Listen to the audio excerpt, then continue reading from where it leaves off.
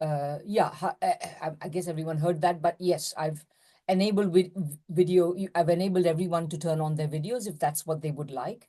You're I've live. still kept everybody on mute because I will, when you raise your hand in the question and answer session, I will recognize you and unmute you. Okay, I think we can get going. So hello and welcome to another webinar co-organized by the International Manifesto Group and Friends of Socialist China. I'm Radhika Desai. I'm convener of the International Manifesto Group and member of the Friends of Socialist China Advisory Group, and I will moderate this event. The International Manifesto Group is an international socialist and anti-imperialist group supporting the emergence of a multipolar world. One of our most important activities is holding these webinars about twice a month, informing audiences around the world on key developments that are shaping the struggle for a multipolar, more equal, peaceful, and sustainable world. Friends of Socialist China is a platform that supports the People's Republic of China and spreads understanding of Chinese socialism. You can check both organizations out at www.internationalmanifesto.org and www.socialistchina.org. Please do spread the word about our organizations, and there are other ways of engaging which are on each of these websites. Today's webinar is entitled Xizang or Tibet, the Xizang Autonomous Region at 60, Eyewitness Reports. And as the PRC celebrates 60 years of the founding of the autonomous region, our panel of journalists and scholars who have personally all been to Xizang or Tibet will present a view of the ground realities of Tibet that will challenge the dominant Western narratives and those, of course, spread by the omnipresent Dalai Lama, who seems to show up everywhere, the alleged spiritual leader of the people of Xizang, campaigning for its independence from China from his headquarters in Dharamsala in India. These allegations are usually about how China is allegedly destroying Tibet. Needless to say, the Dalai Lama is the darling of Western governments and the Western media.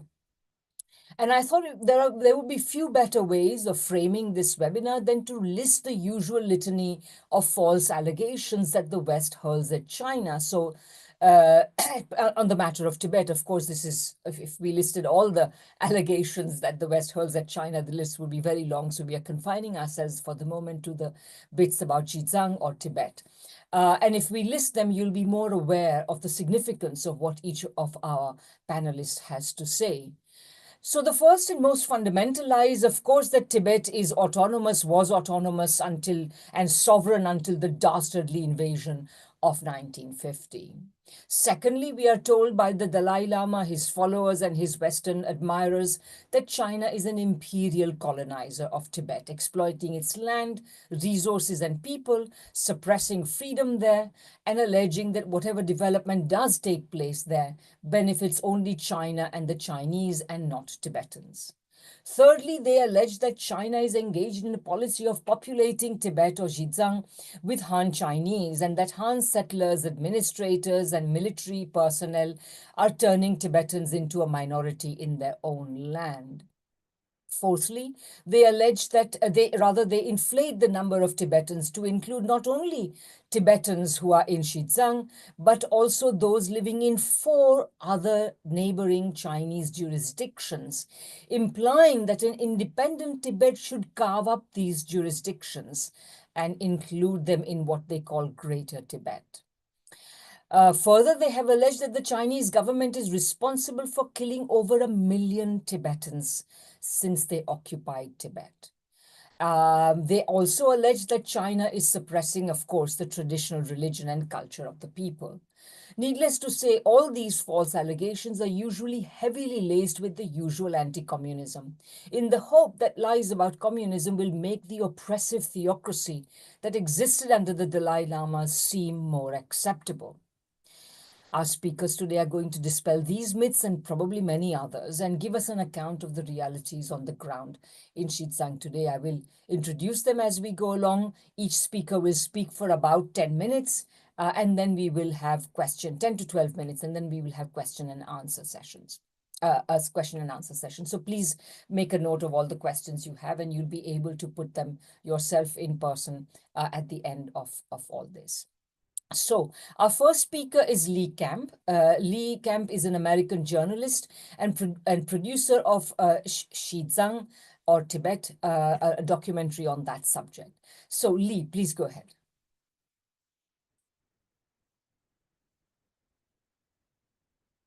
Oh, hang on. Sorry, I must unmute. There we go. Yeah, okay, wonderful. Yeah. Thank you so much. Thank you for having me. This is an exciting event.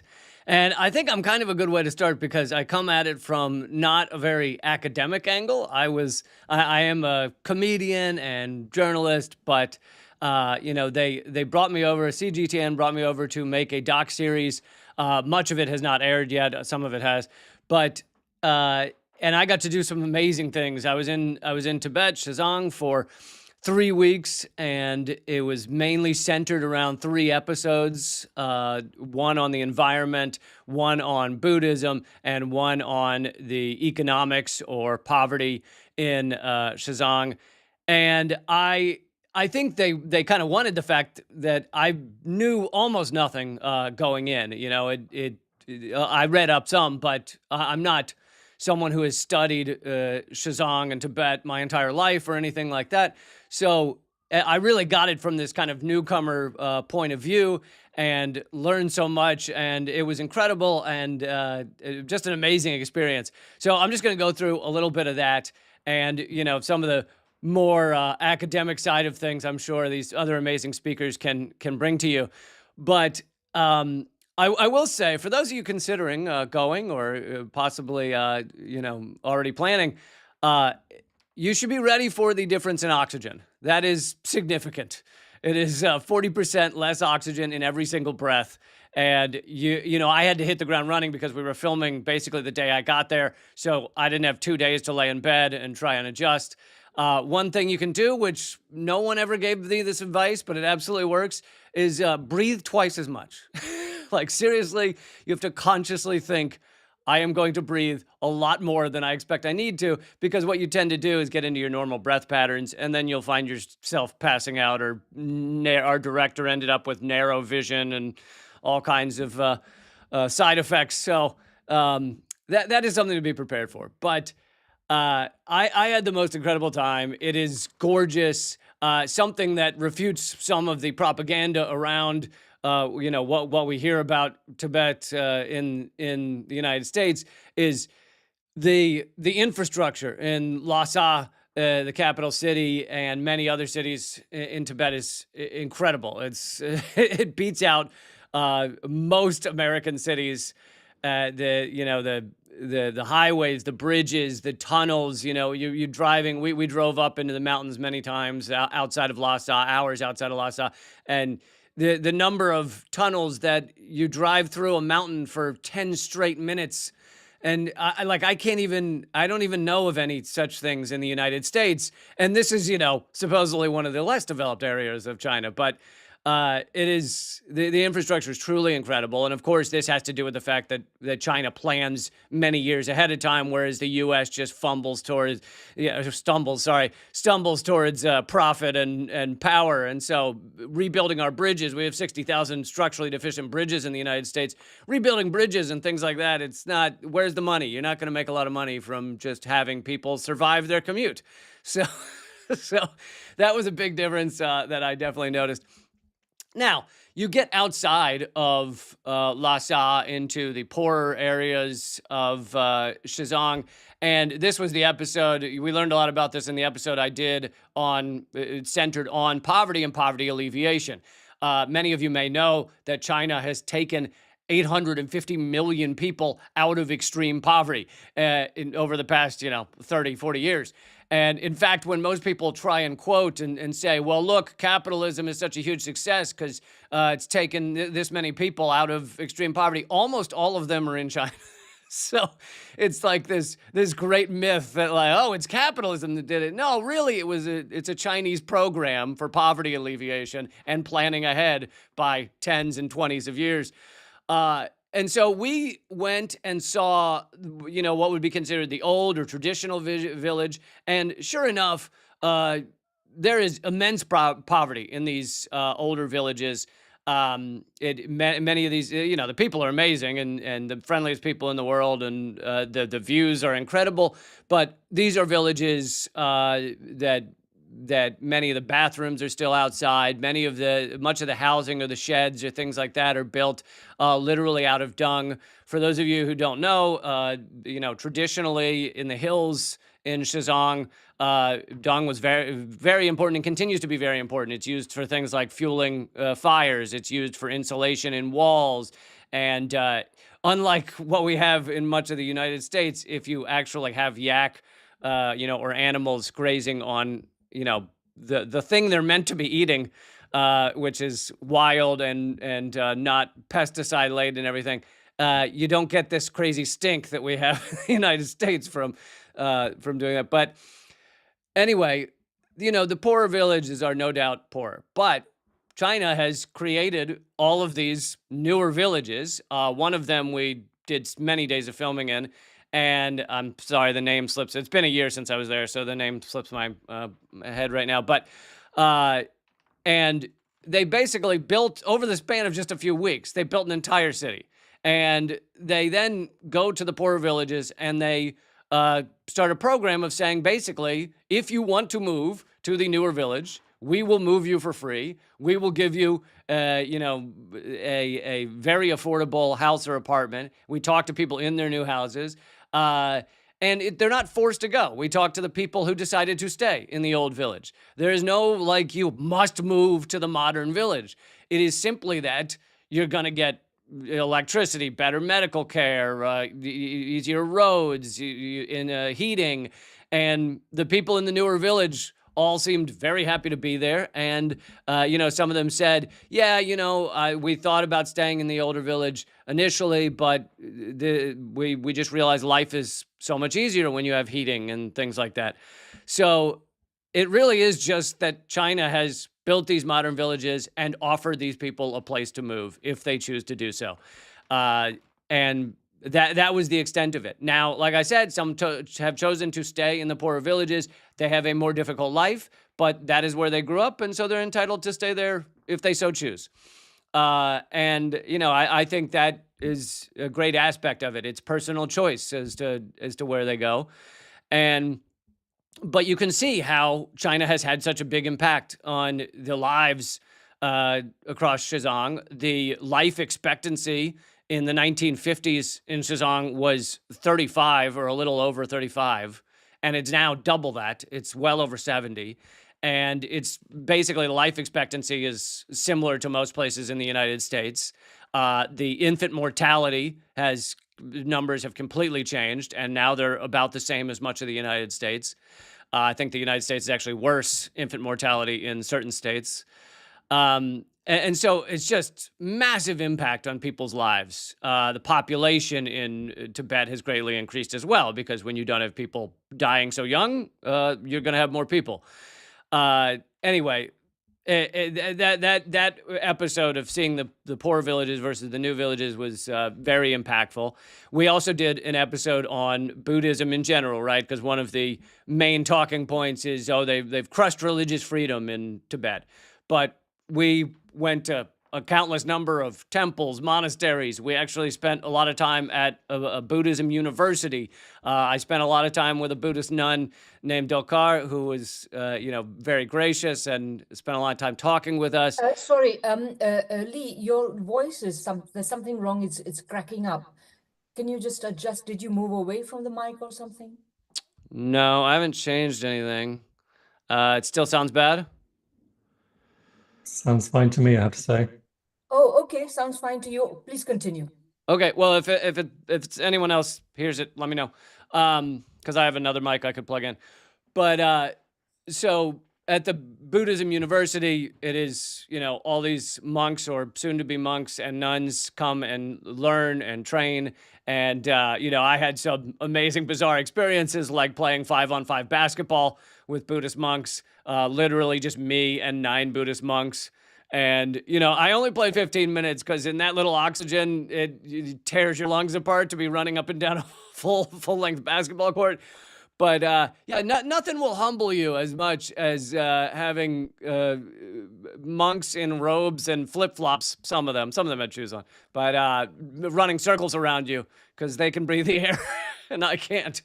But amazing experiences. I didn't even know there were Buddhist nuns before this experience.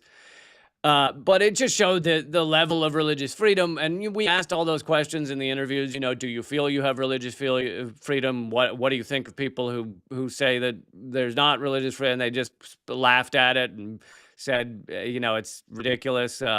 There's also religions outside of Buddhism as well in Xizang. There are mosques.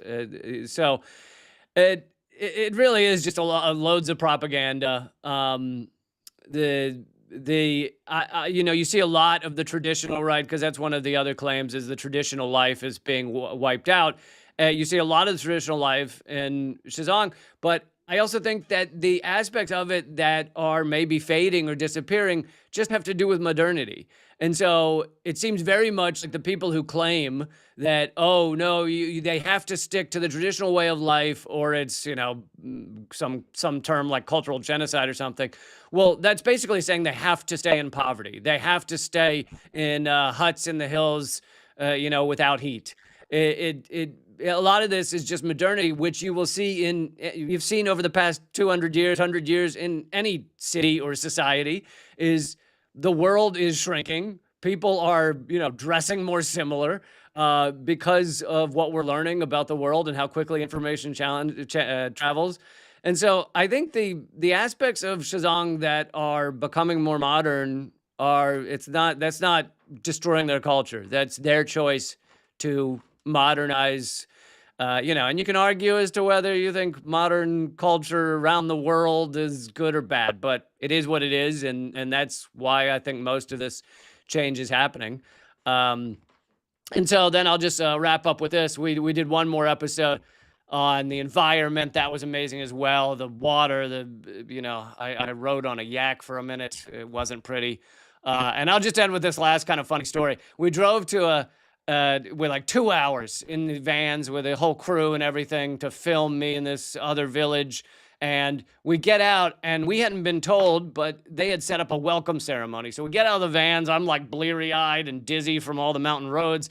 Immediately, we're surrounded by, 30 people from the village who have come to give us this welcome ceremony. Then you have another 20 people that are just kind of walkers by who are wondering what the hell's going on. So we're surrounded by all these people. They start doing this whole ceremony. None of it's, of course, in English for me. I don't speak anything. I don't speak Chinese. I'm barely even lingual. So I don't really know what's going on, but they're handing us little foods and gifts, and you have to drink 3 cups of wine. And then there's 3 women dressed in the traditional garb, and they're kind of doing the presentation. And it all centers around me, basically just because I'm the white American, which I don't think many of them had seen. So it's all centering around me. And then the mayor of the town looks towards me and holds out his hand and in English goes, "Now sing song."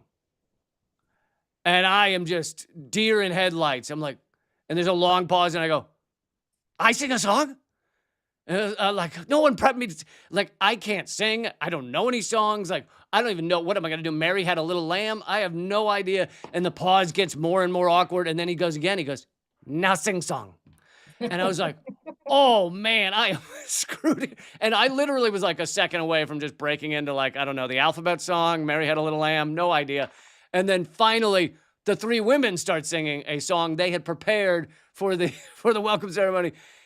Even though he was pointing at me and saying it in English, he meant they're going to sing a song. Thank God. I think it would have been an international incident. I think I could have put back China-U.S. relations by about 40 years if anyone heard my singing voice. But anyway, thank you so much. And I have more stuff on my Substack, which is Real Lee Camp, about my experiences. So. That's great, Lee, very entertaining.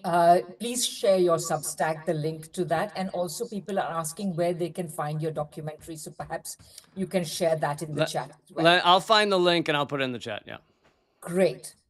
So we can go on to our next speaker. Our next speaker is Leonardo Sobreira. Leonardo is a Brazilian journalist, executive editor at Brazil 24/7, and an observer of China. So, Leonardo, please go ahead. Thank you. Thank you for the introduction. Thank you to the previous speaker. I feel very much like him, and I can attest to much of what he said. Just wanted to briefly go through some of the main points that I managed together with Arnold. That is a pleasure to see again over here in Augusto from Argentina. We went to Tibet. That was October 2023, if I'm not mistaken. And we saw there, we managed to get privileged access, I would say, as invited journalists by the government to many places that a lot of people wouldn't just go to on a tourism trip. And I imagine this happened with Lee and many others here as well. And of course, that was impressive to see from many aspects. So one that I can attest to is the aspect of cultural rehabilitation that I think is a very important element to be talked about openly, and even from this point of view of the central government that does this, that promotes this in the Tibetology University, the Tibetology Center, not only actually in Lhasa, but also there's one in Beijing that we visited during that trip. So that, of course, is a very important element when we're talking about uh, the time we're at right now, right? We're just trying to stick to this theme of Xizang at 60. And I wanted to bring in this, that this rehabilitation, uh, of course, the economic development that the central government is promoting in the region, and there are many projects happening right now. We have, for example, the largest hydropower dam being constructed has already started just a couple months ago, and that already if China already has an energy surplus, of course, Tibet might be exporting that energy surplus. And that all brings us to really what you would say is a bifurcation, perhaps. What you have is a situation of increasingly a cohesive society happening over there. And at the same time, this constant, permanent threat that is gaining new forms right now, and that is the threat of color revolutions. China has managed to suppress those threats in the past in the case studies that we have of, for example, Hong Kong, the student-led protests, if you can call it that, agitations, perhaps. Over there, it has managed to suppress that quite effectively, but that threat is gaining new forms, and it's gaining new forms right at a neighboring place, and that is Nepal. Uh, and from the standpoint of a Latin American journalist, it is very significant to perhaps analyze that as well, because just yesterday we saw the same sort of color revolution trying to take place in Mexico. From what I saw, it was people actually trying to storm the official palace, just as what happened in Nepal. And as I said, that started there. That started perhaps in Bangladesh and Indonesia. Uh, the threat of color revolutions was something, of course, is not something that just flies by the Chinese government. President Secretary General Xi Jinping, um, if I'm not mistaken, in his final report at the 20th Congress of the Communist Party, which I had the privilege to attend as well, that was in 2022, of course, with Gustavo. What we have is, of course, that is not going to fly by the Chinese government. And that I see as the only threat to the really what China's trying to accomplish in Tibet, and is turning this region into what is perhaps the cornerstone of what you can say is, and that was my final interpretation of that trip, an eco-socialist vision for a very environmentally sensitive, delicate place. And that has many aspects to it as well. It is quite a challenge to pack everything in 10 minutes, but just to um, talk a little bit about this whole eco-socialist um, vision that Tibet perhaps represents, and that is perhaps best exemplified. And I think Lee alluded to this, and he even managed to get a bit of camp experience in in that, and that is the fact that Tibet actually has what you would perhaps call the natural conservation brigades of the Communist Party, right? So it's the people who are part of the Communist Party, and they conduct all sort of activities related to the environment, from measuring the levels of the rivers and everything that's might be unstable, and that is honestly something that impressed me a lot to see as well. You had our guide during that trip. I'm sure Arnold and Gustavo remember. He was showing us a documentary of his, and he was actually one of those people who, middle of the mountains, measuring the flow of the river, seeing if everything is okay with the families. Of course, living quite isolated from the rest of the urban centers, right? And we only managed to really see Lhasa, and it was all very impressive. And Xizang at 60 is really, just to sum it up, this hub perhaps of clean energy, of clean industries, that really, as the only challenge that I think has to, you know, pay attention to, is this threat of color revolutions. That is something that's constantly evolving, but I think China has perfect capacity to just, you know, uh, get over anything that might happen, and I don't think anything is going to happen in that sense. We were talking briefly just about the situation with the Dalai Lama, and I hope some perhaps speakers can go a bit deeper into that. Not sure it's my area of specialization, but it would be quite interesting to hear their thoughts on this. And again, thank you for having me here. It's a privilege.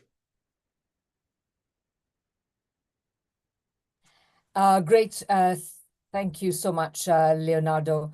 We will go on to our next speaker now. That will be Li Jingjing. I think Li Jingjing needs very little introduction, but I will introduce her anyway.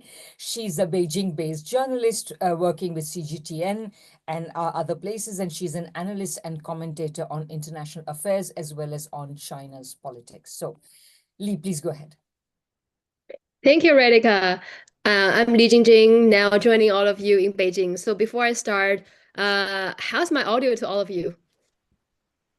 Good. Okay, I'll continue.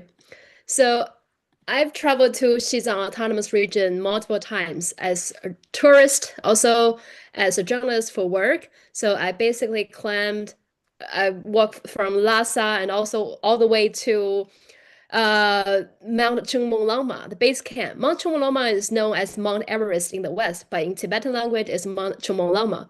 So I talked to monks, people from all walks of life in Xizang. So I'd like to share some of observations of the changes of Xizang Autonomous Region in the past 60 years.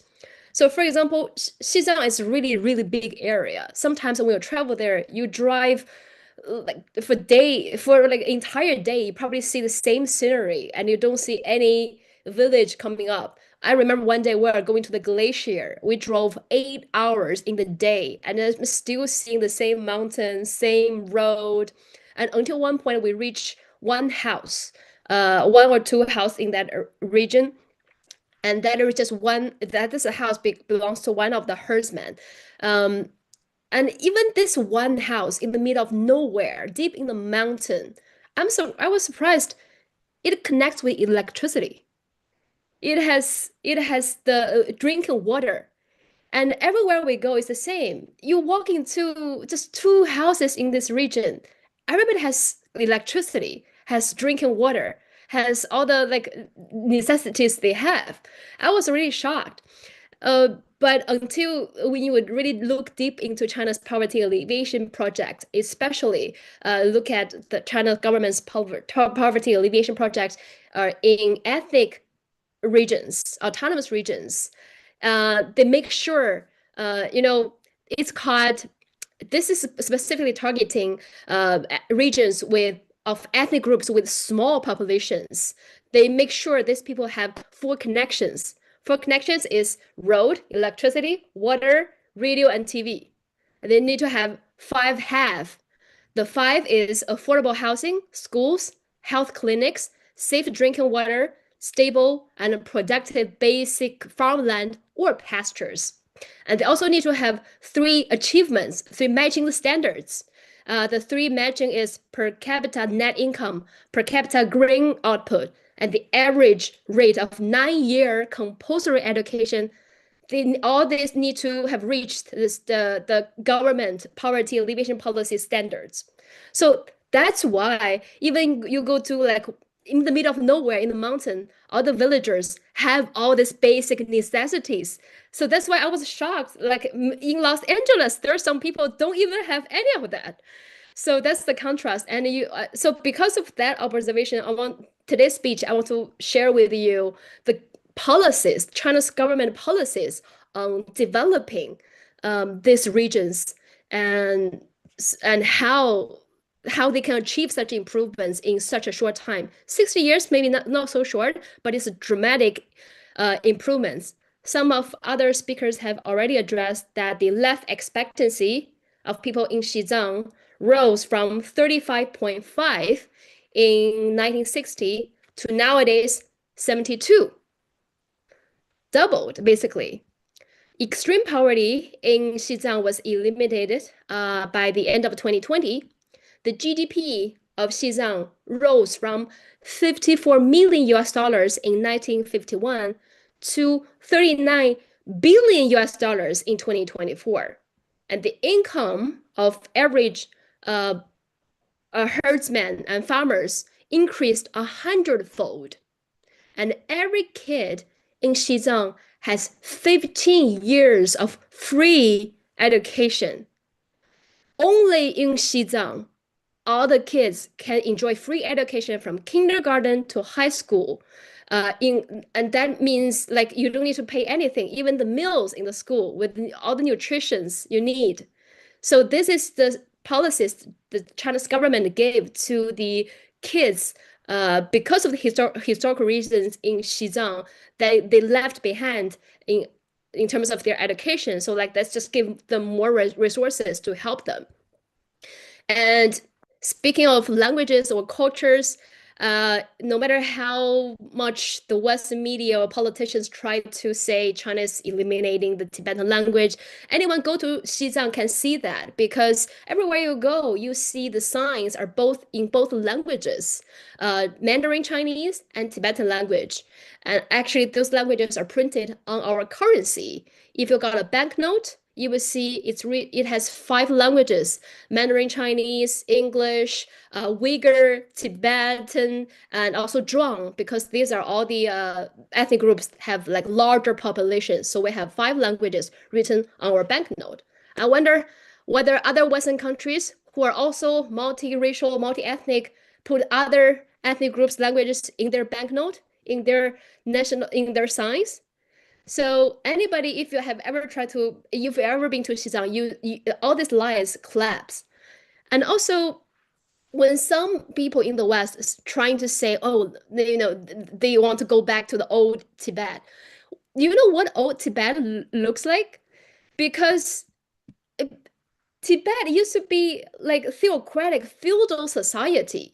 That means the 5% of the elites, including the people in the monasteries, the aristocratic from the royal families, they control 90%, or like even more, 90% of all the resources in Tibet. That includes the wealth, forest, pastures, and they treat everybody else was serfs, and they treat serfs even worse than livestock. They even you make small mistakes, they will cut their limbs, they will gouge their eyes, and they even may turn people's body parts into religious ritual products. For example, they use teenager girls' skin to make a drum for the religious ritual. And there are like drumsticks made with the human's thigh bones. I'm not making this up. All these objects are being exhibited at the museum in Lhasa. There's a museum tell you all the serfdom history and tell you how dark it was in the old Tibet. So that's the tremendous contrast. So why China can achieve such a development in this area? I want to introduce to you two main policies. The first one is we have a law about it. It's called Regional Ethnic Autonomy System. That's why at the beginning of our speech, I address Xizang as Xizang Autonomous Region, because Xizang is an autonomous region. In China, regional ethnic autonomy really provides an institutional and a policy guarantees to ensure that ethnic minority citizens enjoy rights to equality and freedom and to economic, social, and cultural services. So now these two parts I quoted from our constitution. The People's Republic of China is a unified multi-ethnic country jointly created by all ethnic groups across the country. In areas where ethnic minorities live in concentrated communities, regional autonomy is implemented. This system of regional ethnic autonomy allows areas with large ethnic minority populations to practice religious autonomy, establish autonomous organs, and exercise the power of self-government under the unified leadership of the state. The basic political system is sorry about my pronunciation. It's being listed in China's constitution and also the law on regional ethnic autonomy. So we have constitution and have law to guarantee ethnic minorities to have their autonomy. That means if you go to autonomous regions or autonomous prefectures, people based on their ethnic groups or religions, they can celebrate their own holidays. In Xizang, they have their Tibetan New Year. They can also celebrate Chinese New Year. They have more holidays than us. Same in Xinjiang Uyghur Autonomous Region. They celebrate Chinese New Year. They also celebrate the Muslim festivals. They have way more holidays than us. And everywhere, this autonomous region is required that all the public signs are written in both languages, Mandarin Chinese and the language of that ethnic group that's being named at the of the autonomous region. So by 2020, China has 155 ethnic autonomous areas from all levels, from provincial levels to prefecture levels to county levels. So I can take Xinjiang as an example. Xinjiang's full name is Xinjiang Uyghur Autonomous Region, but that doesn't mean Uyghur is the only ethnic group living in that region. So, for example, in Xinjiang, at least there are 13 ethnic groups are native in that region that been living in that region for generations, including Uyghur, Kazakh, Mongolian, Hui, Uzbek, Tajik, Kyrgyz, and Shib. But Uyghurs has the largest population among all minorities.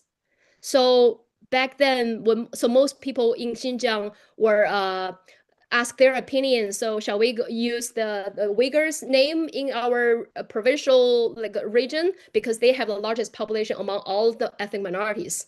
So that's why it's named Xinjiang Uyghur Autonomous Region. But under that autonomous region, there were also autonomous prefecture. They have Mongolian autonomous prefecture inside Xinjiang. They have Hui autonomous prefecture inside Xinjiang. And Xinjiang is the only autonomous region in China that has autonomous areas in all levels, from county, prefecture to villages. So basically, the 55 ethnic minorities in China, 44 of them have their autonomous areas, and that accounts 64% of China's land. The 11 ethnic groups that don't have their autonomous areas, for one reason, they have a really small population. And the second reason is they live like separately, just among other ethnic groups, among Han, live everywhere. There's not a concentrated area. That's why these 11 don't have. So basically, this law ensures, guarantees this culture and their customs are being inherited and protected. It's very funny when I go to Xizang, because in the old days, most people were illiterate. Many of the arts and books were lost just because no one could speak that language. Nobody know how to write it down. It was because of the CPC. It was because of the Chinese government that provide these people education and transfer money to help them. Like let's repair your monastery with this government funding. Let's help you to go to school and inherit this art. For example, painting. That these arts of Tibetan culture got protected and preserved and digitalized. So this is a reality. The second policy I want to address is the we call large-scale development of the Western region. So in 2000, China officially launched this large-scale development of Western China that includes the 5 provinces in southwest China: Sichuan, Yunnan, Guizhou, Xizang, and Chongqing, and the 5 provinces in northwest: Shanxi, Gansu, Qinghai, Xinjiang, Ningxia, but also include Inner Mongolia and Guangxi. So that covers 72% of China's area. And this developing Western China policy, if you see the location, it basically covers all the ethnic minority autonomous areas. It's basically developing the ethnic minority policy. And they have several goals. Let's build infrastructure. Let's protect the ecosystem environment. Let's strengthen the foundation role of agriculture. Let's adjust the industrial structure and also develop tourism of this region. And that started in 2000, right? Now, 25 years later, we see it's very successful in some regions because Chongqing now is the world famous travel destination.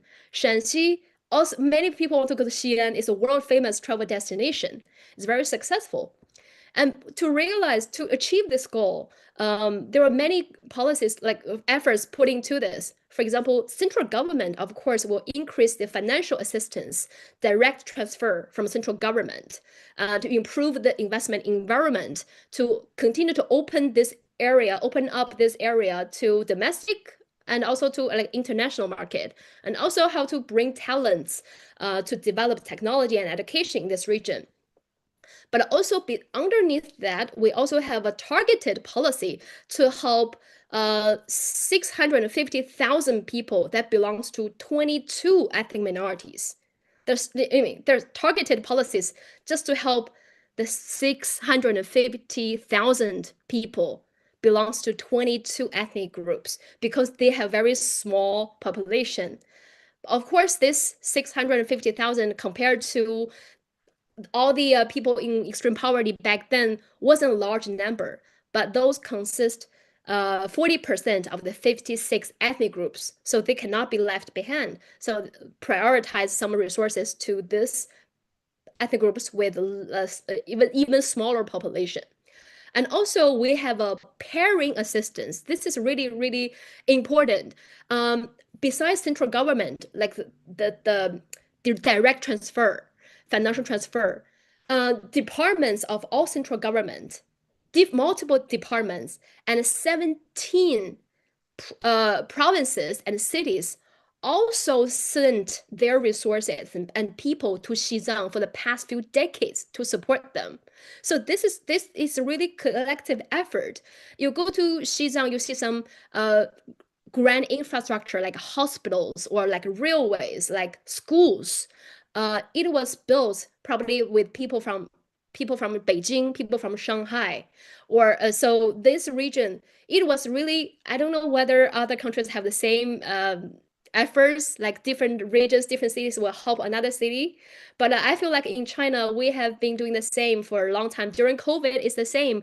All the other provinces send their medics, their resources to Wuhan to help this city to recover. Xizang is the same for the past few decades. 17 provinces and cities send billions, trillions of yuan to just to develop Xizang. So this is how Xizang achieve such enormous development in the past 60 years. So if anyone interested in poverty alleviation, really encourage you to look into the law of regional ethnic autonomy system and also the development of Western region. So, but to conclude, I think it's really funny, the large scale development of Western region, this policy in Chinese is called 西部大开发. The literal translation is called develop the West. Now we look at the global situation, we think we really need to develop the West. So thank you very much. That's great, Jingjing. That was really very, very informative, I think. Thank you very much. I, in fact, allowed you to go on for much longer because I was myself so absorbed in all the things you were saying. So thank you very much. We now have our next speaker, Gustavo Ing. Gustavo is chief editor of Dung Dai magazine in Argentina. So Gustavo, please go ahead.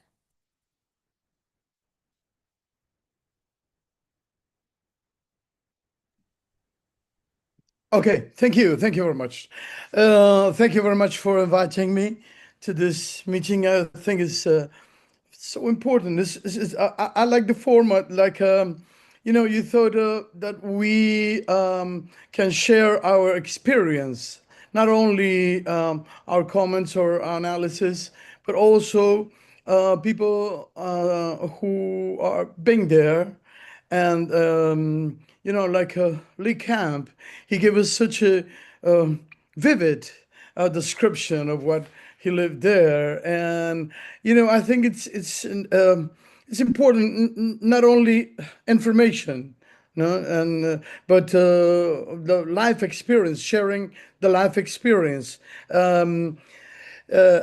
Okay, as Radhika said, I'm a journalist, I'm a reporter, and I'm the editor of a magazine which focuses the relation between Latin America and China.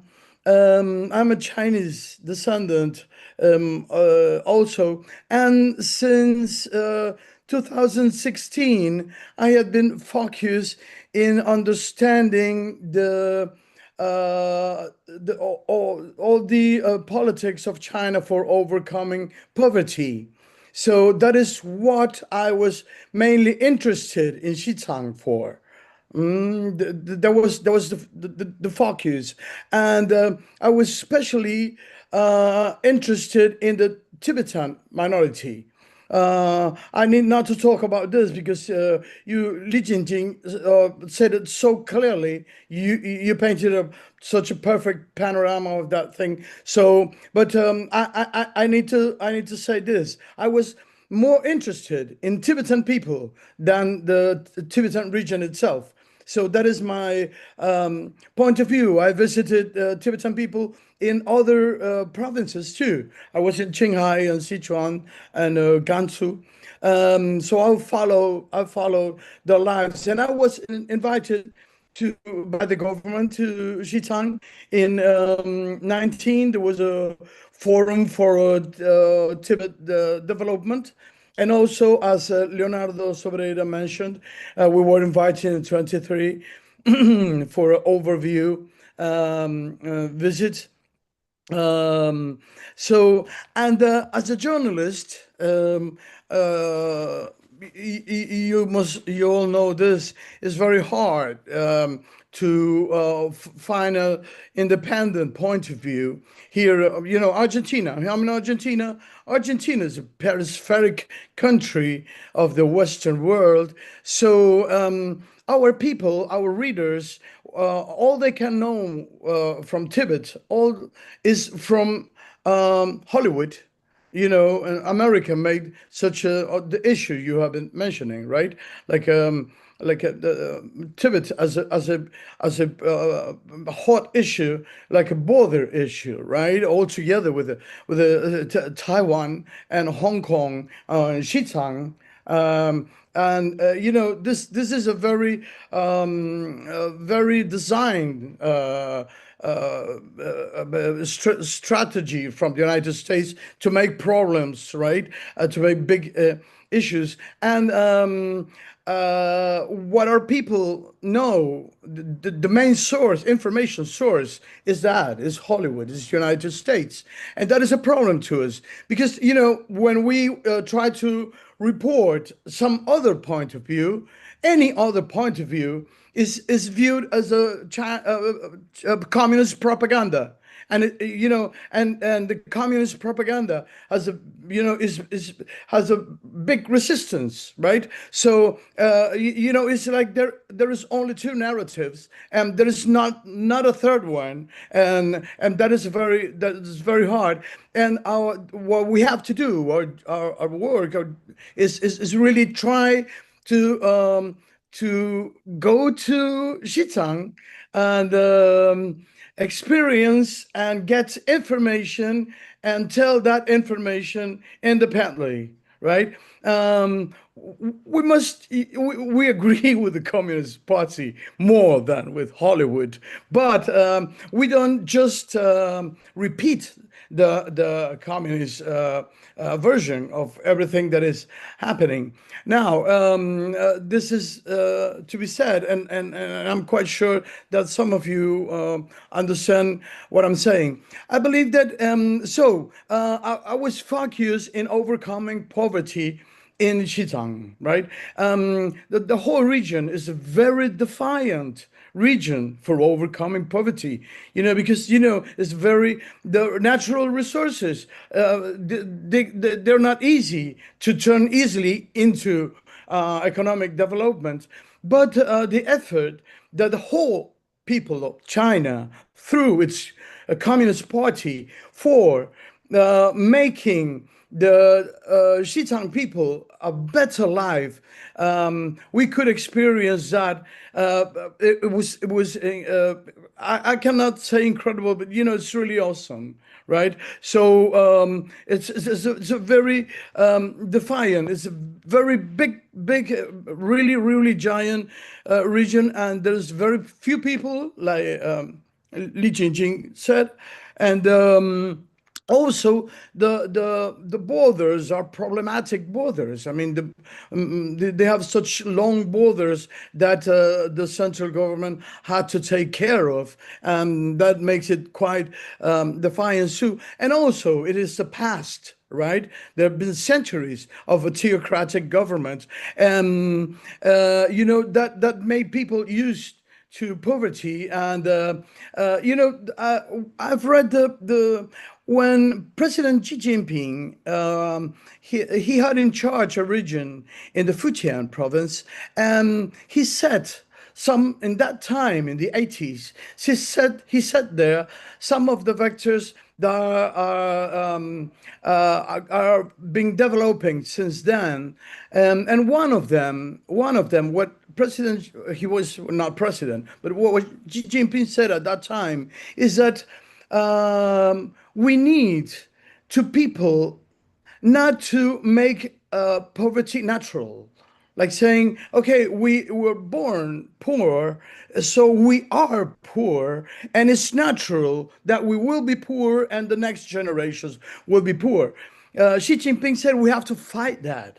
We have to make people understand that maybe surely they are in a poor condition, but that doesn't mean they are poor themselves. They are submitted to a poverty condition. So this was a big defiance too in Xizang. And what I could see is what the government did. I would try to summarize this. First of all, the integration of the territory, that was very, very important. Infrastructure was especially the main strategy, like Li Jinping said.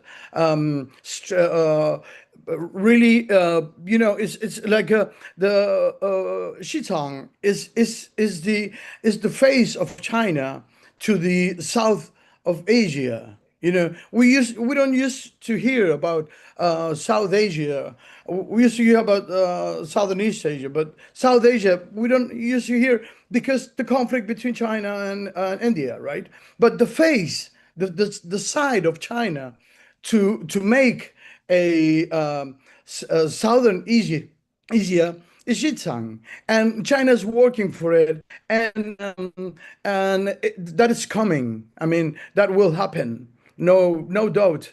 We will have a southern Asia, and the Xizang is a key area for that. So infrastructure connecting Xizang with the rest of China and with the other countries that it has bordered is very important. Also, the economic development had been focused, especially in the last 15 or 20 years, and that had been huge. I mean, really, the efforts for making the Tibetan people for being benefit from the development have been great. I mean, China has this.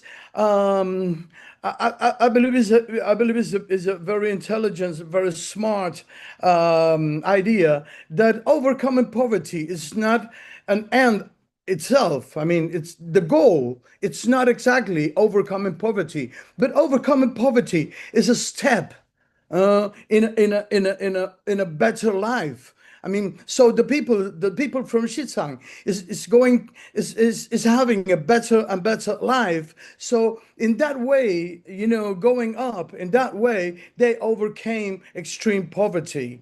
Right. So, and that was made by infrastructure, industrialization, and the new thing, the new construction was tourism. Tourism, I believe that is not only for Xizang, but that is a great machine, a great industry that China has been building up with many regions, and also. Again, Xi Jinping said that when we have to make people overcome poverty, we just don't give them the money. We just try. We have to try to see what are the resources they have in the place and try to capitalize that. And in the Tibetan case, what they have was a very, very warped identity, which involves religion. So now so many people from throughout China, especially the East, want to know the roots, and the roots are the culture of the ethnic minorities too. So the Buddhists were with all the theocracies and etc.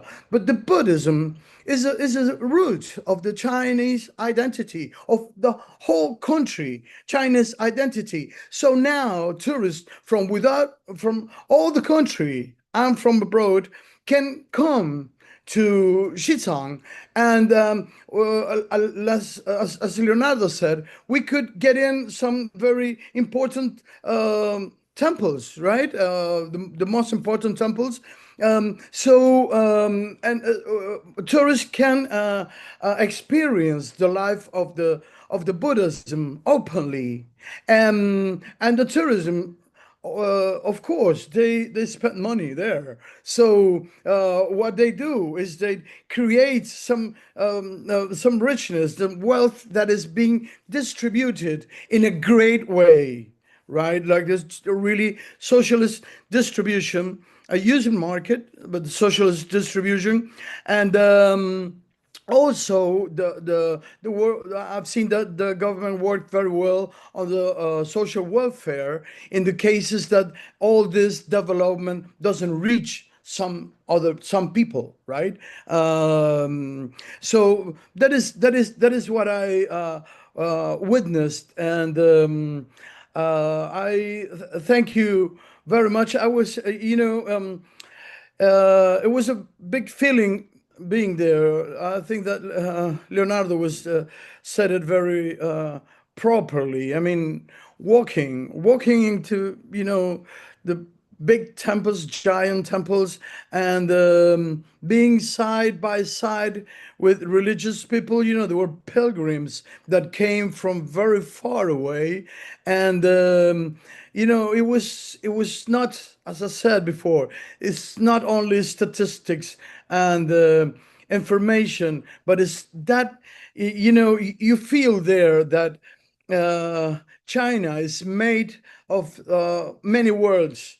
Like in Xizang, you can feel that China's civilization. I mean, it contains so many words, and the people from this particular civilization is living better than their ancestors. And what can I say? I like that very much, and it makes me very happy and hopeful that other societies may achieve the same. Thank you. Thank you so much, Gustavo. That was really very helpful. The focusing on poverty alleviation was definitely something that we needed to hear about. So thanks very much for that. We now move to our final speaker. That is Arnold August. I should say that Arnold August is also was central in organizing this panel. So thanks for doing that, Arnold. Arnold is a Canadian author and journalist, and he also contributes very frequently to the Friends of Socialist China website. So Arnold, please go ahead. Thank you very much. And it's a hard act to follow, all of these great panelists. So what I would like to do is to concentrate on one aspect regarding the Western narrative against Xizang or against Tibet, and that is the issue of language. However, before going into that, I would like to, if I may, provide some historical context, because people are asking about the Dalai Lama. In 1959, there was a peaceful unification that took place between what was known as Tibet before and China. 1951, and it was peaceful because even the Dalai Lama signed the agreement for Tibet to become part of China. In fact, Tibet was always part of China. In the 17th century, especially, it is known in the Song dynasty that Tibet was part of China. So it is not really that controversial. However, in 1959, the Chinese government and the Communist Party of China, as part of their push to further develop socialism all over China, including in the West. And in 1959, they began plans to abolish serfdom. This was a major event to take place. I mean, Li Jing mentioned the atrocities that existed before that we should believe her. Yes, I believe her, because when we visited there, we had access to a video that showed the situation there before the abolition of serfdom. I mean, I can never forget that. In this video, we see very clearly in a barn shed, in a cow shed, you have a mother and 3 children living in a cow shed. They lived there until they were taken out in the morning to work as slaves on the field. And the one that we saw, that's 4 generations living in that cow shed. So it's there's no way one could exaggerate the horrific situation of serfdom before 1951, before 1959. However, as China was moving towards abolishing serfdom, the Dalai Lama and a small clique of privileged elite serf owners, of course, started organizing an armed uprising against the central government, directly influenced and paid for by the CIA in 1959. This did not succeed, and the Dalai Lama fled Tibet to go to India, where he is now today, whereas, on the other hand, the Communist Party of China and People's Republic of China are going ahead further and further with regards to socialism in that region as part of the overall development in the country. Regarding language, I would like to say the New York Times carried an article in January 2025 building up to the anniversary, the 90th anniversary of the birth of Dalai Lama in India. And in that article, they said that the Tibetan language is being squashed, is being discriminated against, is being eliminated by the central Chinese government. What we found, I think Leonardo and Gustavo will agree, what we found was quite the opposite.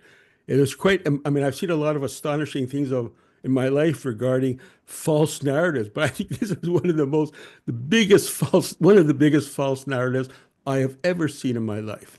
And as part of this trip that we had in the fall of 2023, we had able to visit we have Xizang, which is autonomous region, and right next there's a neighboring province of Qinghai.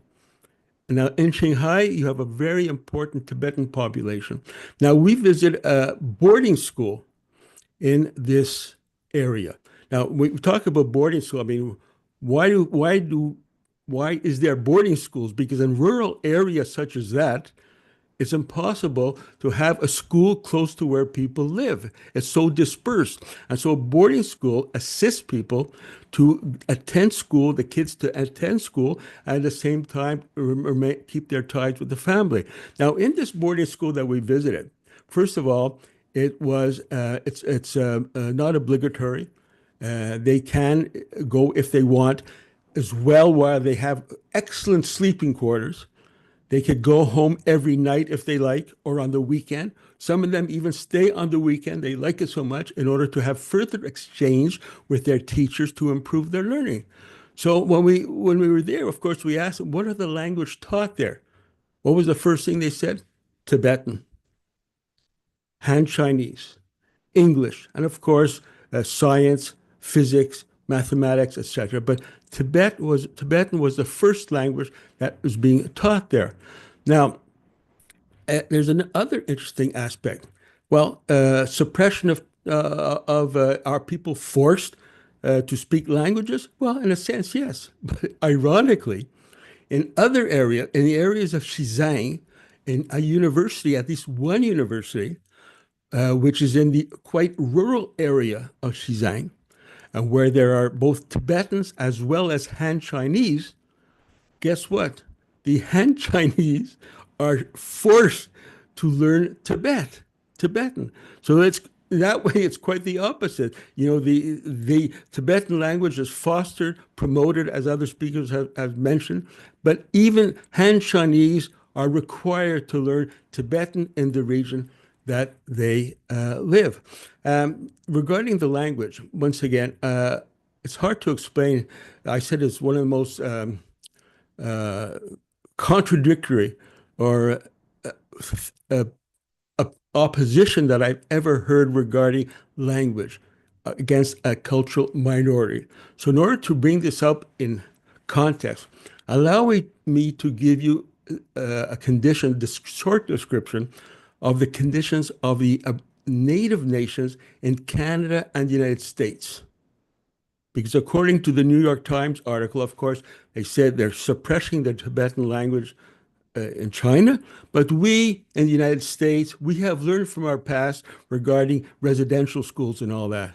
They have not learned from the past. Firstly, what has happened in Canada and the United States? For example, in order to go into this, I had a very intimate and interesting conversation with Ellen Gabriel, who is perhaps the most well-known Aboriginal, the most Aboriginal person in Canada, known for her dedication to the cause of the Aboriginal people, of the Indigenous people. And here's what she told me about language. She shared this intimate view of herself and the family. When she was being brought up, her mother, there was so much pressure to not speak the Mohawk language that her mother had to whisper in her ear when she spoke in the Mohawk language. And when she went to school, some of the teachers, not all, some of the students, but not all, would utter racist remarks against her, saying that they were unruly. They had no place at all in school. They were savages and all that. But in this case, her mother succeeded in encouraging Ellen to carry on her work, and she later became an outstanding author and a producer of documentaries. Now, there's also another example. I mean, according to the New York Times, all this situation has been solved. However, if it's been solved, how come? What is the language situation of the First Nations in the United States and Canada? Well, compared to Tibet, where 100% of the Tibetans speak the language, and even some Han Chinese in the Tibetan area speak that language, Tibetan language. What is the situation? For example, in the United States, guess what portion of the First Nations in the United States speak their own language? 13%. In Canada, it's even worse. Only 5% of the First Nations in Canada can speak their original language. And this is a report not from a left-wing newspaper. It's actual government statistics regarding languages. So to say that language is being suppressed in Tibet, one has to really say, by comparing to the situation that existed before, that this is not the case at all. Now, we have the residential schools. In Canada, for example, there was over 150,000, and I'm saying in Canada, 150,000 young Aboriginal people were taken by force of arms. That is, with the Bible in one hand, whether it's Protestant or Catholic, and the other hand, the rifle. 150,000 taken by force from the families to be put into residential schools. And there they were not allowed to speak their language. Their hair was cut, and the goal of this was to take the Indian out of the Indians.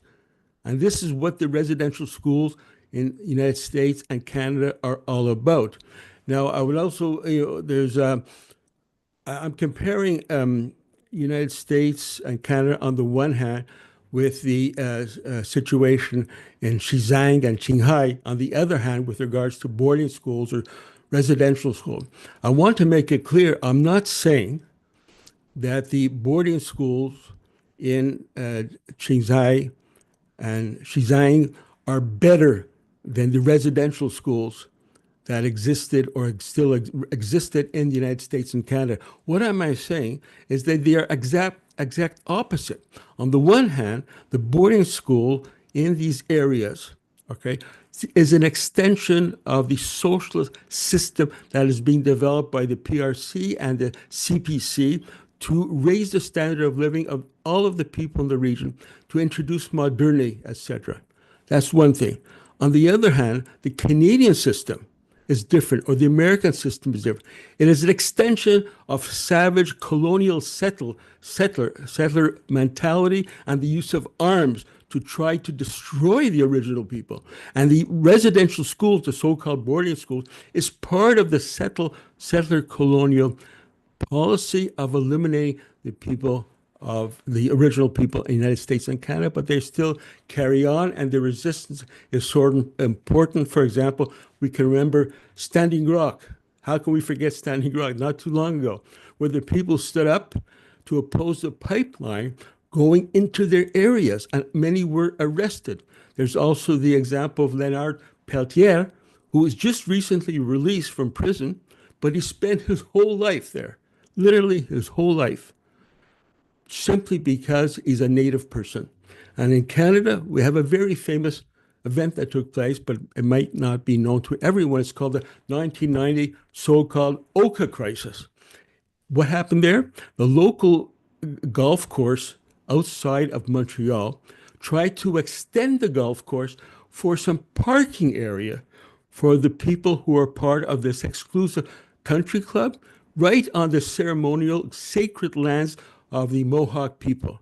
And there you had literally a confrontation between, on the one hand, the Canadian Army, the provincial police, and the Montreal police descended upon the Mohawk people who stood their ground, arms in hand, to defend their own land. So, this is the reality. New York Times is a bit off. The issue has not been settled. It's still ongoing now. So I'd just like to mention one point in closing, and that is a nice anecdote that we learned when we were in September, October 2023, that we visit many cultural institutions there, and one of them we discovered that they had discovered what they call the Furi manuscripts. This was named after a town in a very rural area. Now, in this Furi manuscripts, which were discovered just a few years ago, you have the entire description of the customs, society, the political makeup of the Tibetan people going back many, many centuries. So the question is, if China was interested in destroying Tibetan language, culture, and history, why would they have a special section of an institution that is dedicated to showing through these Furi manuscripts what the tradition and the history is of the Tibetan people, so that is so much developed and encouraged by the central government of China in conjunction with the local authorities. Thank you very much. Great, Arnold. Thank you very much. Again, very instructive. There's been a very lively chat going on, so I now invite questions. If you have a question, could you please use the raise hand function, which on my Zoom appears under, it looks like this. It appears under the react icon. So if there are questions, please raise your hand.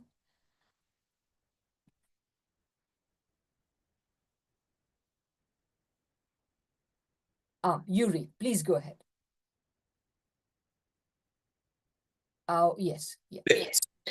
Thank you, Professor. And as always, what a wonderful super panel that was. I have three very quick questions, so I'll get straight to it. My question to Mr. Lee Camp is, as an American and one who is, anti-Zionist and anti-imperialist, and given your time in Tibet, I'm curious, what do you think it's going to take for all the people power movements in the U.S. to show more urgent solidarity to the plight of Native Americans, Indigenous Hawaiians, and Indigenous Alaskans? And another question to both you and Arnold August, and it's a repetitive question, but please do respond, is respond to those who argue that China is engaging in settler colonialism in Tibet and cultural genocide. And there are voices, amongst the left who even say that China treats Tibetan Buddhists the way the US and Canada treats its Indigenous people. And you also see this in Australia and New Zealand. And then my final question to both Carlos and Miss Jing is, are there any half-truths to all the allegations leveled at China, or is it all mostly BS? And feel free to even challenge even the allegations that there are half-truths that China engages in human rights abuses in Tibet and whatnot. Thank you. Great, Yuri. Since there is no other questions, at least at the moment, maybe I would like to ask the panelists to respond. Who would like to start? Shall we go in reverse order? Or, well, there is one more question. Maybe I will take the question from Ian, and then I will go back to the panelists with Yuri raised three questions, and then we'll add Ian's questions, and then the panelists can respond. So Ian, please go ahead and ask your question. In a way, this is another of Yuri's because I saw him comment under my comment that maybe I should read it out. I'm sorry, my video doesn't work right now, and I don't think I can improve on the phrasing from what I've written in the comments. So if you don't mind, I could just read it out. I've said borders move over time, and Tibetans are definitely a distinct nation in the classic Marxist sense. And if things had panned out differently, as in Outer Mongolia, that wouldn't have been unthinkable. But the key point is surely that Tibet was part of China on the eve of semi-colonialism, and then hived off first by the British Raj and then in the warlord era, while never regarded by any other nation as a fully separate state. And as Arnold said, 1959 was a ruling class revolt, one I've seen elsewhere compared to 1861 to 65 in the United States. Is it necessary, though, or desirable or possible to successfully pull off for the Chinese government to take a view on the next Dalai Lama, given its secularism, which is a correct position from a government normally?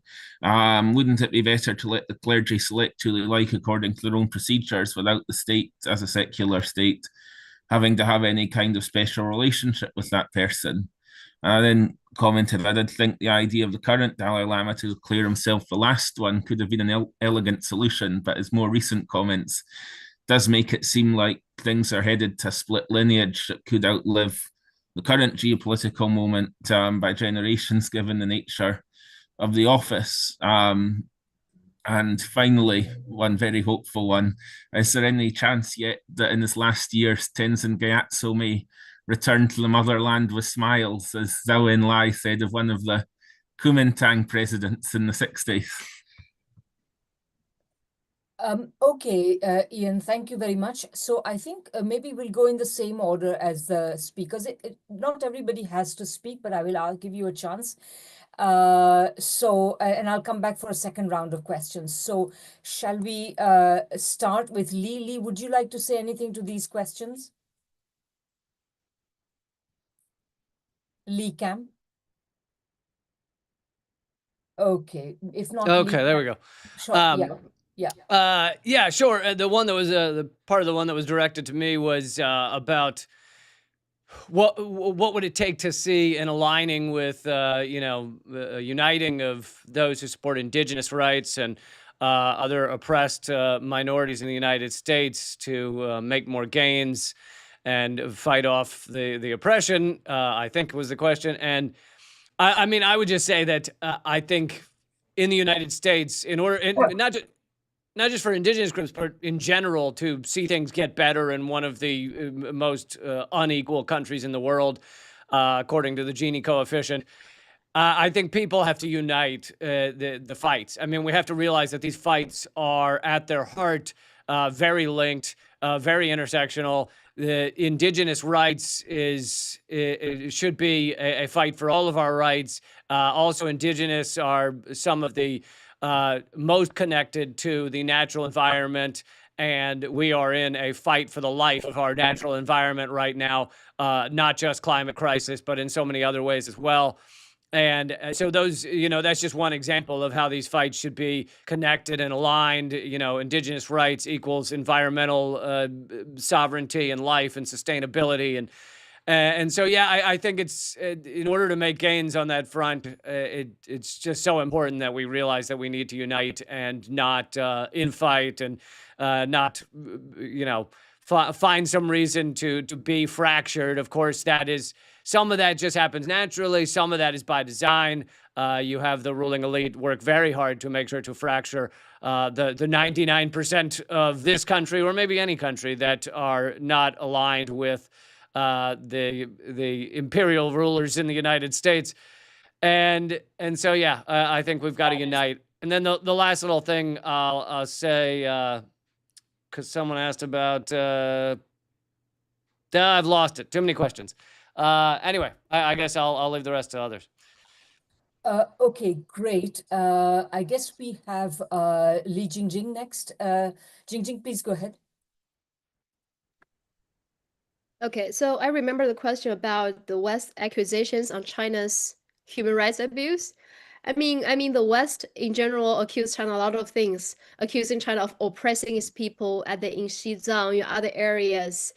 But what oppression that give you more resources and money that to give you access to education and development? The West also accused China of committing a genocide. But what kind of genocide that like make the group of people having more kids live longer? As I mentioned in my speech, the life expectancy of people in Xizang rose from 35.5 to 72. And like until recently, China abolished the one-child policy, but before that, all ethnic minorities are allowed to have 2 kids or 3 kids. Only the Han people could only have 1 kid. So what kind of genocide that other ethnic groups to have more kids? That we are genociding ourselves? So I mean, so they are not really looking at the facts. So of course, all those are like, I would say, BS. Uh, but and also just look at some facts. When the West talk about human rights, I wonder what human rights are they talking about? Because like I mentioned, poverty alleviation, give people resources to have higher education. So ethnic minority kids, because we prioritize their access to education, most of kids of ethnic minorities can go to top universities in China with less scores in college entrance exam, because the government realized in western region of China there were less resources, less materials. So what they do is first let the outstanding kids of this region to study in cities like Beijing and Shanghai, go to the best high schools, and and so they can definitely go to a Peking University, Shanghai University, Fudan University, those top universities in these cities. Second, I talked to many like ethnic minority kids from Xinjiang. A boy, he went to Renmin University in Beijing, one of the best to study journalism, and he got 100 points less than his other classmates.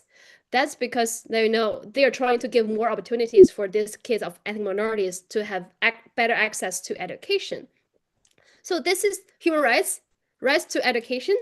In terms of living, uh, I just mentioned in my speech, you have access. They used to have nothing. They used to have nothing. The old Tibet, the Dalai Lama, all those ruling elites in the old Xizang didn't give them anything.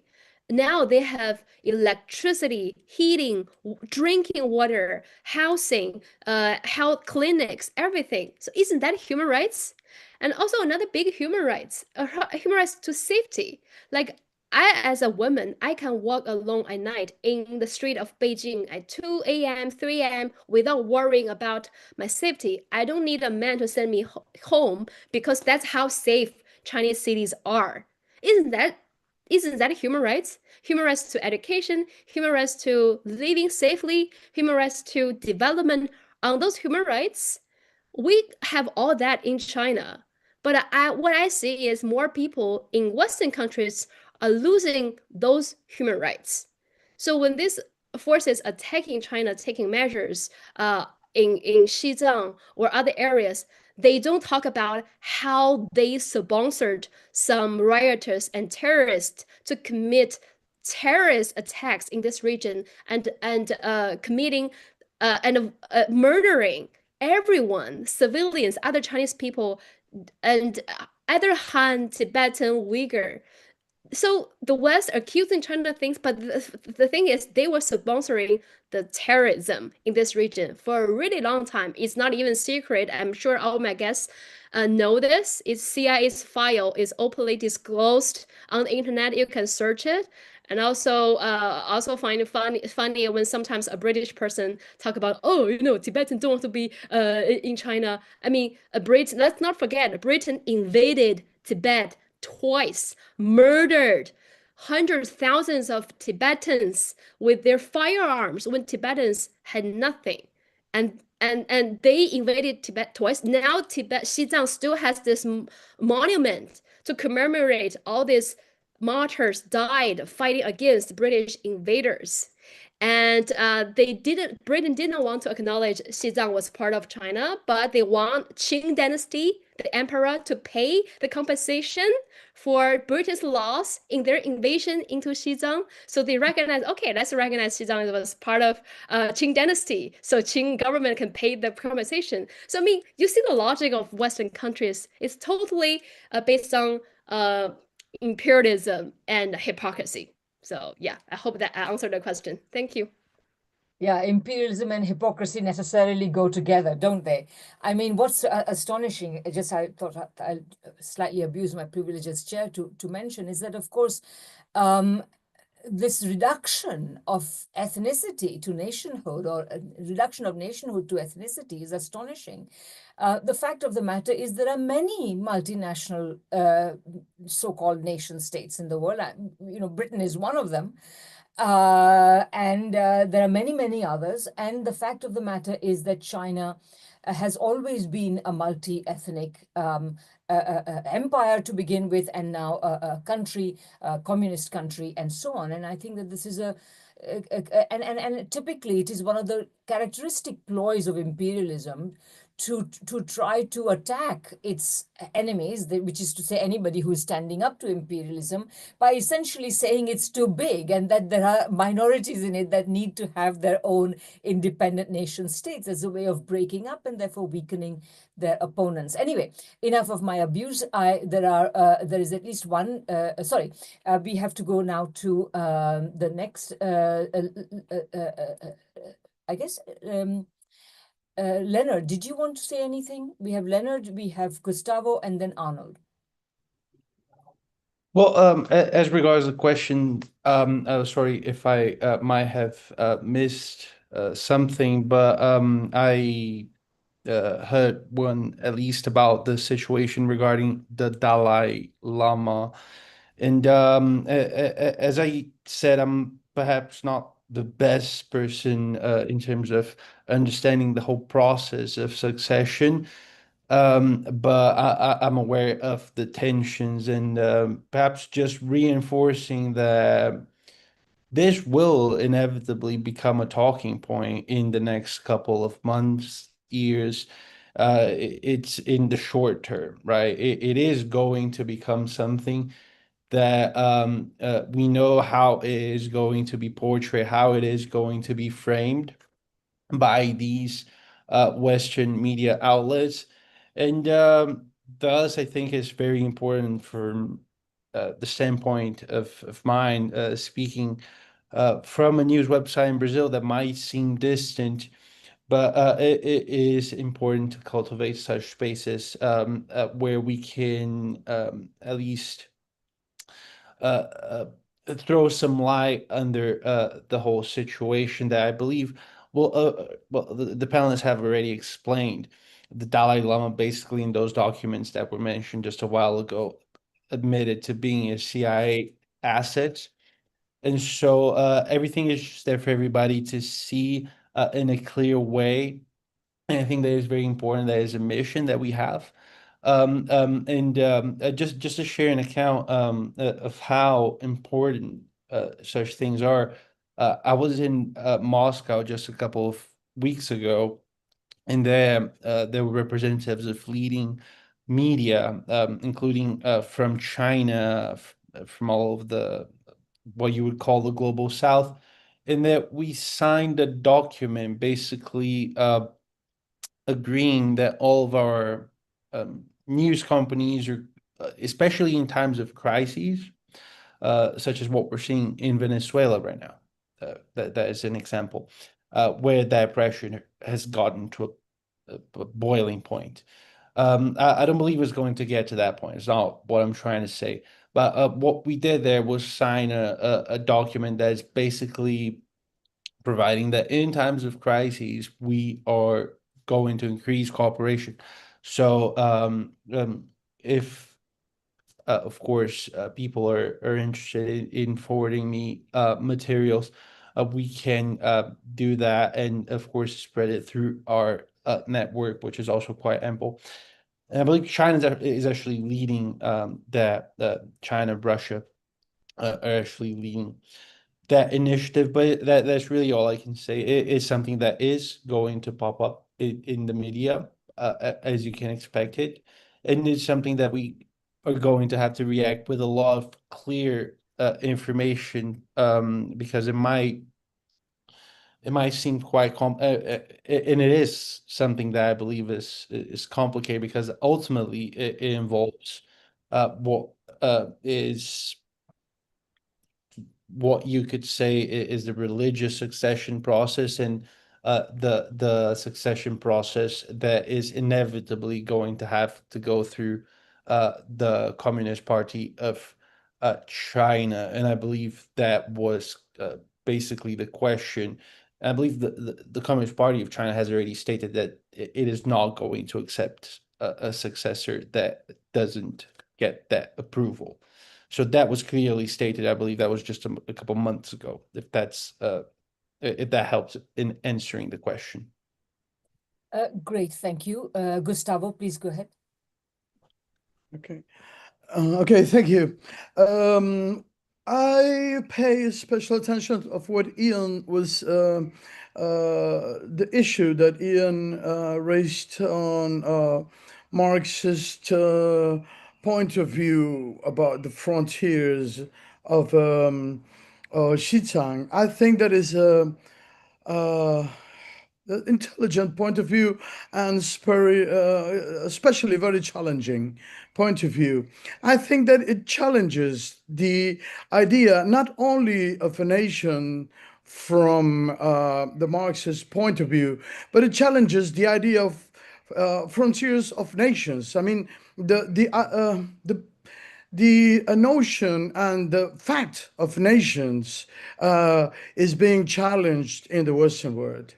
We see that the main powers they go through frontiers, and frontiers has nothing to do with the main powers, right?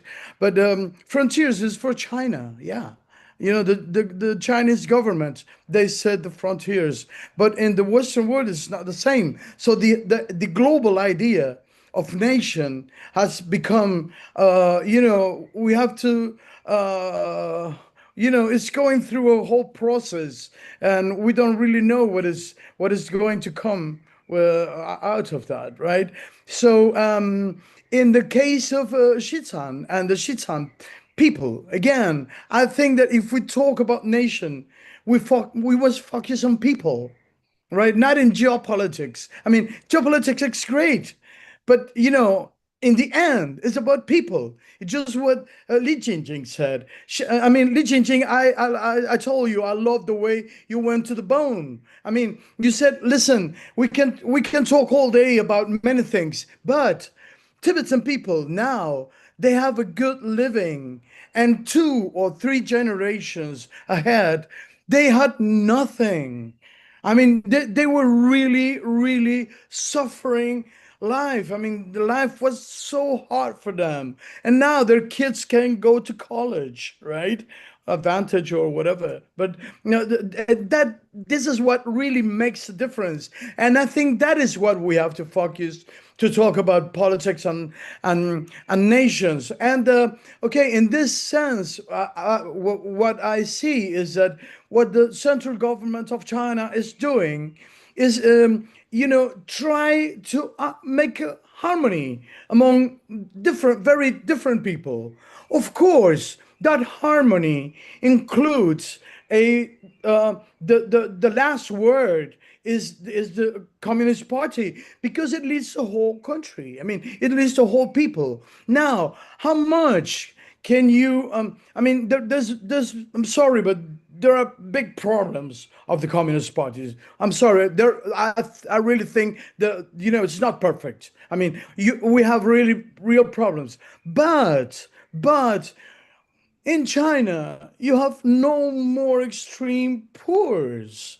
I mean, it's so hard to argue. It's so hard to put that aside and said something else is more important than that. So trying to harmonize with the Tibetan people and all the rest of the minority ethnic minorities, 55 all minorities.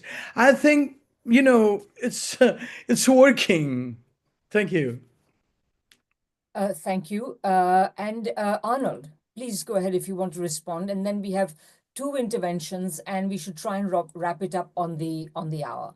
So Yes, please, our friend Yuri asked a specific question addressed to Lee and to myself regarding the Western accusation that China is carrying out settler colonialism in Xizang. Now, I tried to preempt that accusation by quoting right from the beginning the New York Times article of this year, which reflects the Western high moral ground against settler colonialism, but I guess it did not get through, and I'm not going to repeat it here because there are other questions and other answers.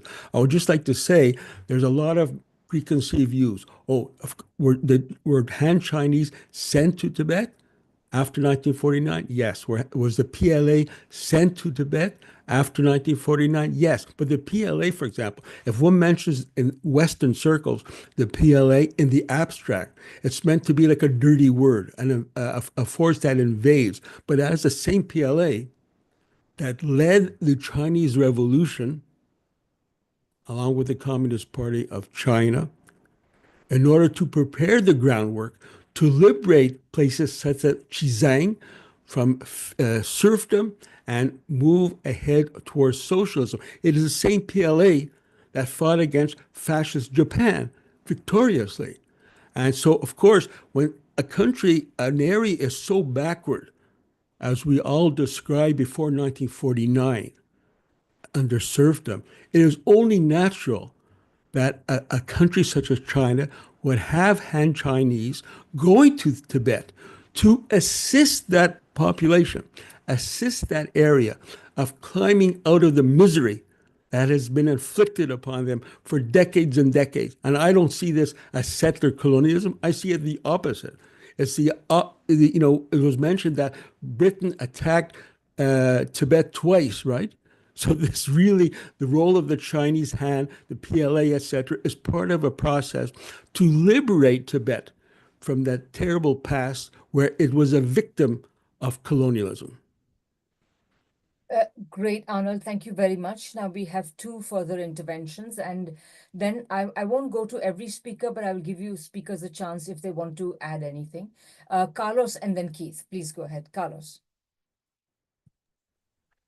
Thanks, Radhika, and thanks very much to the speakers. Really excellent panel. I'm just coming quickly in relation to Yuri's question about whether there are real problems in China in relation to the treatment of minorities. And I just quote a couple of very important sentences from China's constitution, which says that the People's Republic of China is a unified multi-ethnic state founded by the Chinese people of all ethnic groups. Socialist ethnic relations of equality, unity, mutual assistance, and harmony are established and will continue to be strengthened. In the struggle to safeguard ethnic unity, we should oppose major ethnic group chauvinism, which mainly refers to Han chauvinism and local ethnic chauvinism. So the fact that that's there literally in the constitution and has been since the founding of the PRC in 1949 obviously implies recognition of a historic problem and states the crucial importance of facing up to that problem. And we've heard in the panel today what the Chinese government is doing in relation to promoting the rights of minority ethnicities. But problems of discrimination, unfortunately, are not going to disappear overnight. And the historical experience of actually existing socialism thus far over the course of over a century tends to indicate that it's probably going to take generations to fully overcome these problems, which are the inheritance of thousands of years of class society. The Soviet Union was also an explicitly anti-racist state, which really blazed a trail in terms of affirmative action, in terms of encouraging minority cultures, creating written scripts for previously unwritten languages, and so on. But it's still, it never completed that process of dealing with discrimination and prejudice. Similarly, Cuba, which is an explicitly and systematically anti-racist society, recognizes that racism still persists at some level in Cuba and continues to be a problem. So I think it's kind of more or less inevitable that Han chauvinism would continue to be an issue today, but it's an issue that the government acknowledges and that goes to great lengths to deal with.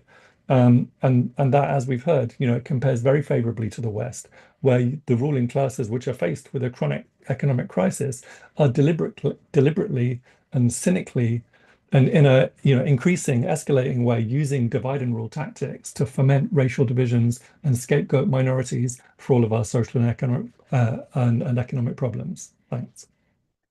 Thank you, Carlos. Keith, please go ahead.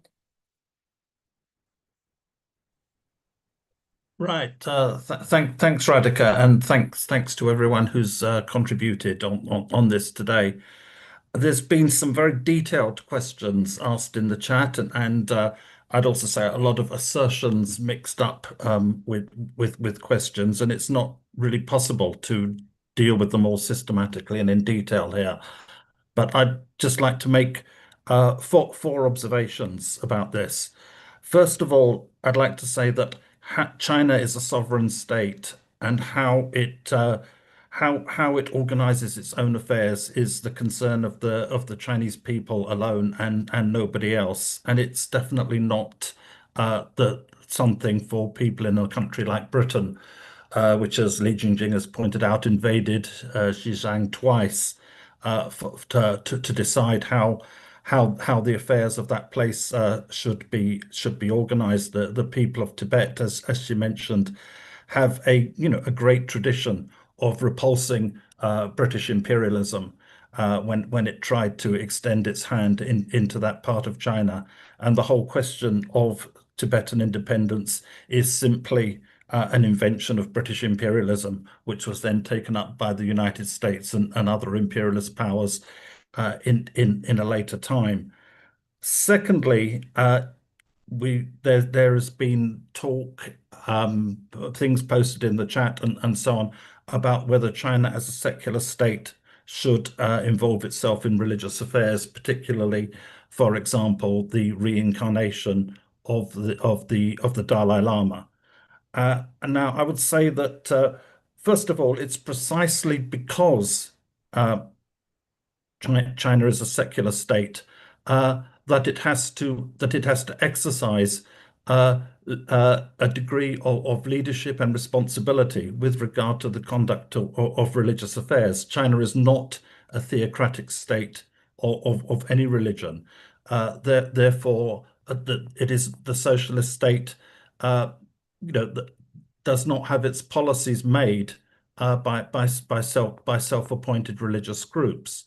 Although China also has consultative democracy as a very important part of its whole process, people's democracy, and within that context, the views of religious people and religious figures are fully taken into account in China in the evolution of policy and development of policy, just as the views and interests of people of all sectors of society in China are taken into account.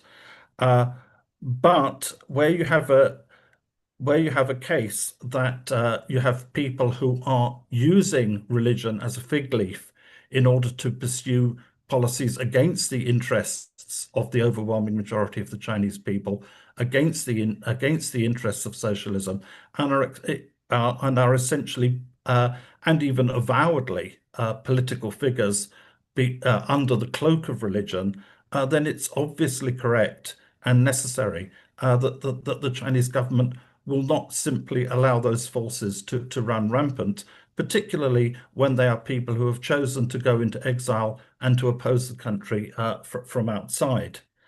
My third point, which also follows on from this, is that, and this relates both to the conduct of religious affairs and to the question of China as a multinational, multi-ethnic and civilizational state, that the process of approving a new Dalai Lama has always involved at its final stages the ratification of the central government of China.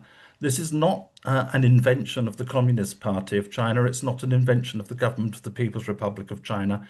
It's what has been the practice over hundreds of years, and therefore may be said to actually be embedded within Tibetan Buddhism. And it's the Dalai Lama in exile and some of his followers who are actually diverging from the long established religious practices that his particular school of Buddhism has actually followed for hundreds of years, and which the Communist Party of China is actually defending and protecting as part of the freedom of religion that exists in China.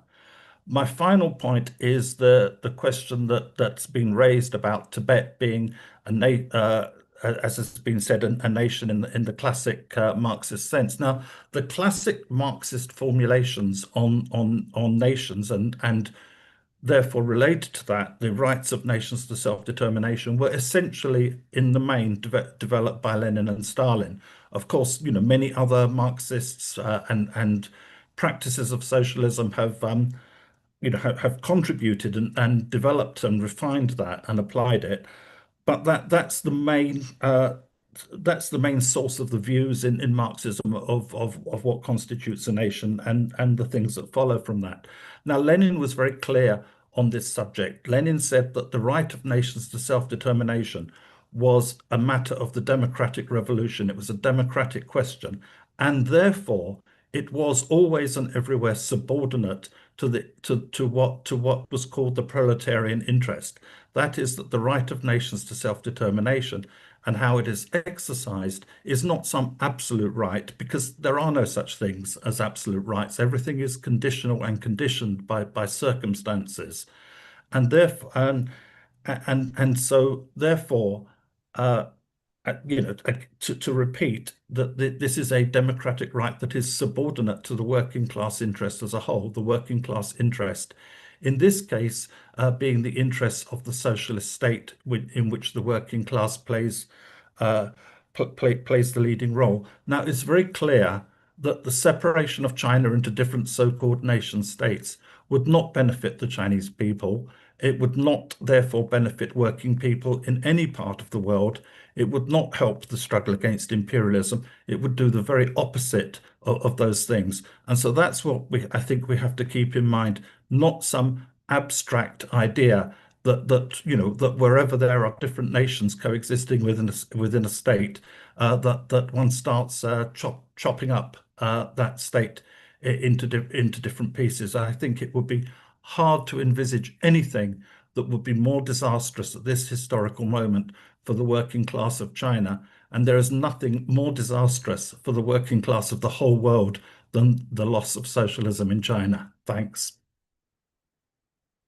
Thanks very much, Keith. That was really very, very helpful to understand the wider context in which this is taking place. Do any of the panelists have any rejoinders for Keith or Carlos? I guess, Xizang, you are just clapping. Gustavo, you'd like to say something? Please go ahead. Yeah, thank you very much. It was so good that all the chat are being followed in such a detail, right? Okay, it's like I think making contact with China in general, and especially with Xizang, it challenges our ideas. I mean, it's like, when you say the word human and you translate it to Chinese, like maybe runlay, that makes, when you do that exercise, what happens is that you have to question your idea of human.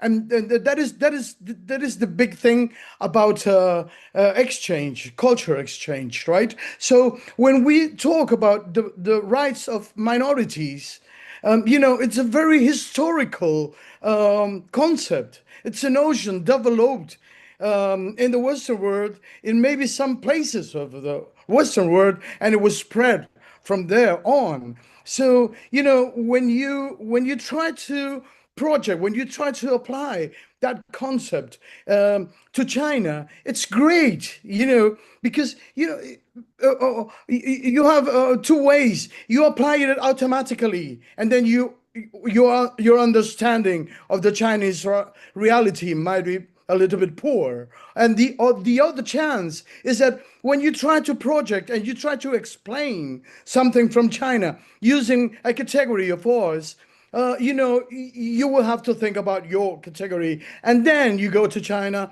and in that exchange, you may understand things better in their society, our society, and the whole society. Also, when if you think of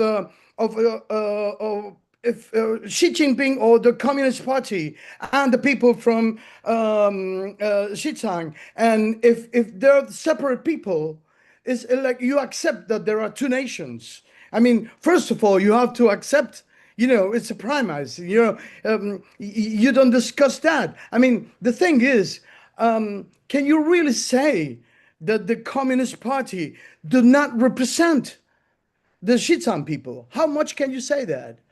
I mean, it's a great issue. We have to open up that. I'm not saying yes, I'm not saying no, but if you say automatically that there are two nations and one nation cannot decide the other nation because it's a sovereign nation, okay, you're making a statement, and I believe that it's very good to open it, and discussions such as this one are very good for that. Thank you. Great, thank you. I think we are, if we end now, we will be just under 2 hours, which will be great. So unless there's any burning need to say something, I will bring this webinar to an end by thanking all the speakers who have done a great job. I think it was a really great idea. So thanks also to Arnold for helping organize this, and thanks to all the speakers, thanks to a wonderful audience which has been so lively, so engaged. We will be, unless something very serious happens that we must organize a webinar on it, we will be taking a break in December. So we will be back with you in early January with more webinars on key important issues. So please watch out for our notices. And as I said earlier, please check out the International Manifesto group at internationalmanifesto.org and Friends of Socialist China at socialistchina.org. And engage with us and spread the word. This webinar was recorded and it was also live streamed. So you will find already, if you want to share this with other friends, you can go to the International Manifesto group channel on YouTube and share share it widely with your friends. Okay, thanks very much and goodbye.